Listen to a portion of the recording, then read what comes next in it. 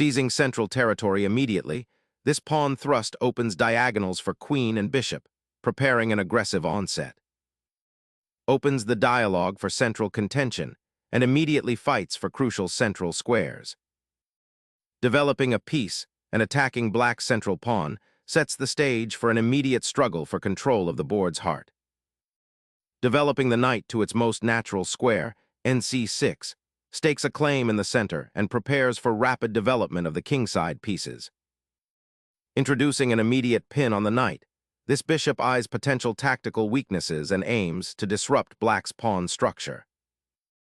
Developing the knight aggressively, black immediately challenges white's bishop and prepares to castle, initiating a classic Lopez struggle.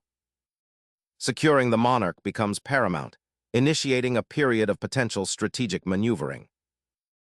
Provoking a tactical skirmish, black boldly captures the pawn, opening lines and inviting immediate calculation to resolve the central tension. Asserting central dominance, white boldly opens lines, challenging black's exposed knight and preparing a kingside assault. Relinquishing central space for piece activity, black opens lines for their bishop.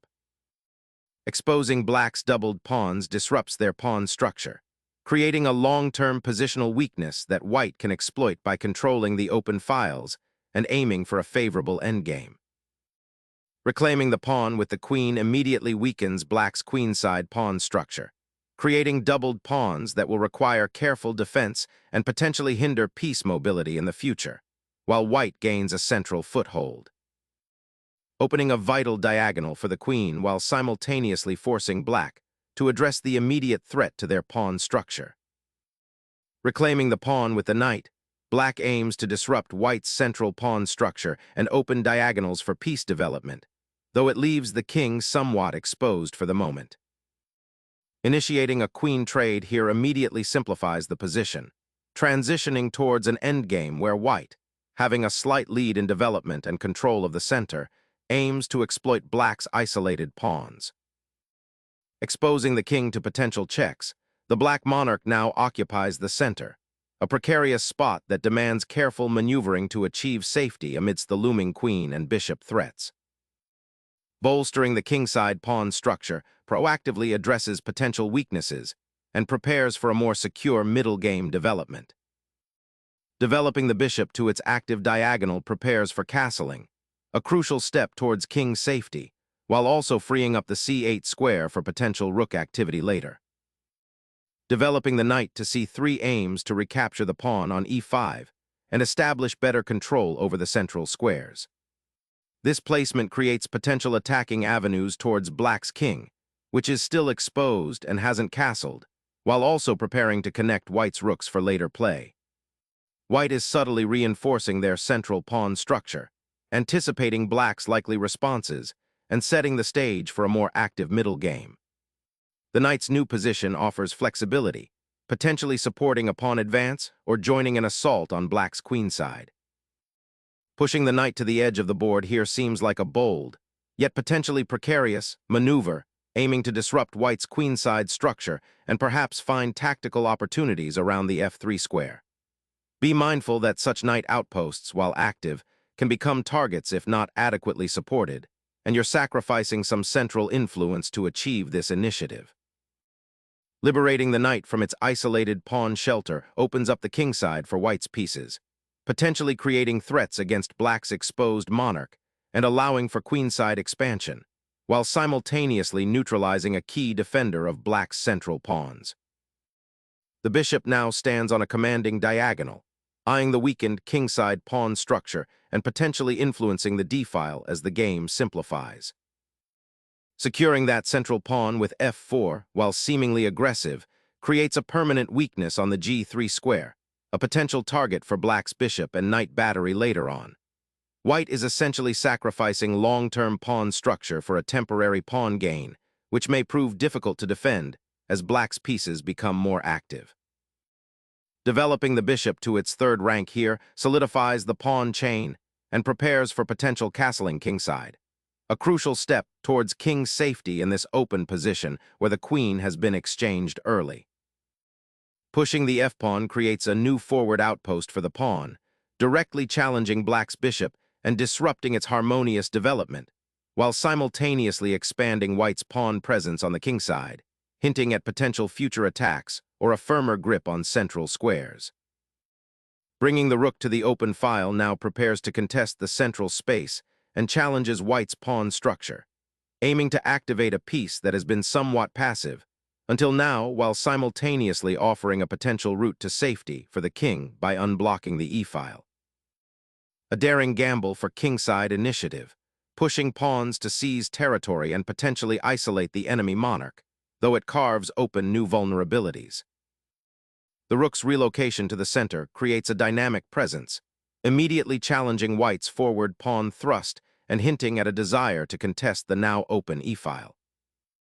Initiating a campaign to exploit black's awkwardly placed bishop and open a diagonal for the queen. A strategic realignment is underway as the rook embarks on a journey to the 7th rank, aiming to exploit the weakened kingside and establish dominance over the open file. Harnessing the open file and developing crucial attacking potential, this commitment to the d-file immediately challenges black's kingside pawn structure and prepares for a more dynamic endgame by asserting central influence and forcing black to react. The king, having abandoned its castled safety, now seeks refuge behind a rapidly advancing pawn wall, a decision laden with both opportunity and risk, as it attempts to navigate the exposed central files and potential attacking avenues. Activating the rook to the d-file positions it to potentially challenge the opponent's control or support a future advance, while simultaneously creating a defensive screen for the king and preparing for potential pawn breaks or exchanges in the center. Initiating a queenside pawn expansion with b6 aims to prepare for the bishop's retreat to b7, seeking active play and potentially opening a diagonal for it, though it does create a weakness on the c6 square that needs careful defense. Reinforcing the central pawn and preparing to contest the open d-file, white aims to consolidate their advantage while black's king remains awkwardly exposed in the center. Sowing seeds of weakness around your king by creating pawn chain imbalances now will lead to long-term structural problems, especially as queens are off the board. Initiating a pawn storm on the kingside now forces black to confront the looming threat of g5, potentially dislodging that bishop and opening lines towards the weakened king. Opening up the g-file with this pawn capture, black boldly embraces the resulting imbalance, immediately challenging white's attacking potential on the kingside. This tactical skirmish, while seemingly simple, creates a dynamic pawn structure where the exposed white king might soon become a liability. Black is essentially saying, let's test your defense with active counterplay, rather than seeking a quiet, positional game. The ensuing complications could favor the side that navigates the open lines more effectively.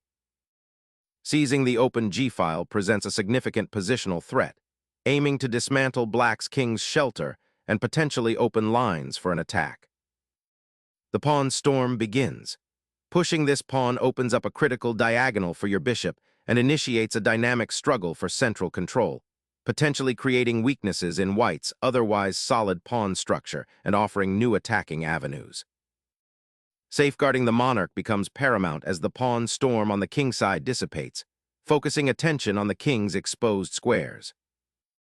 Bringing the bishop to f5 aims to activate a piece that has been passive since its recapture on d7, creating immediate pressure on the vulnerable white king's flank by indirectly threatening the f-pawn and potentially opening lines towards the kingside. Opening the d-file allows the rook to penetrate black's position, aiming to disrupt their queenside structure and potentially attack weaknesses that have emerged.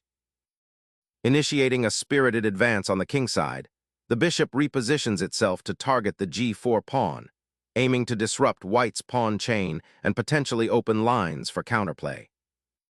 Gaining dominion over the central file with the rook, white aims to establish a powerful presence and pressure black's somewhat exposed king. The rook's journey to the queenside, a calculated retreat, aims to shore up defenses against white's encroaching pawn storm and potentially find refuge on a more secure square.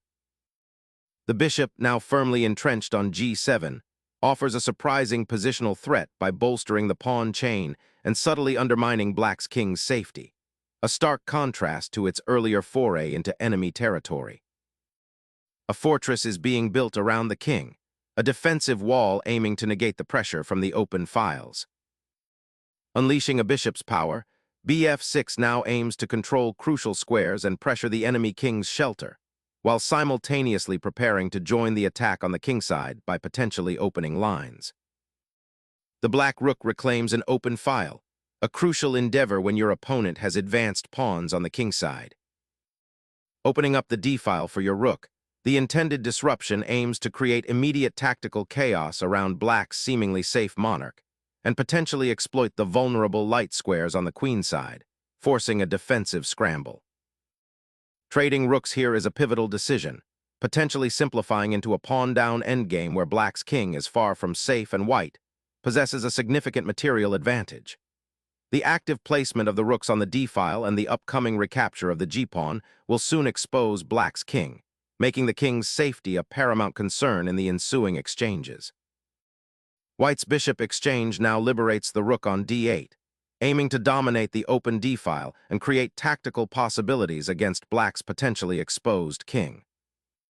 Suddenly, the bishop seeks refuge, but its journey might be a perilous one, with the rook dominating the open file and the pawn structure on the kingside looking quite precarious.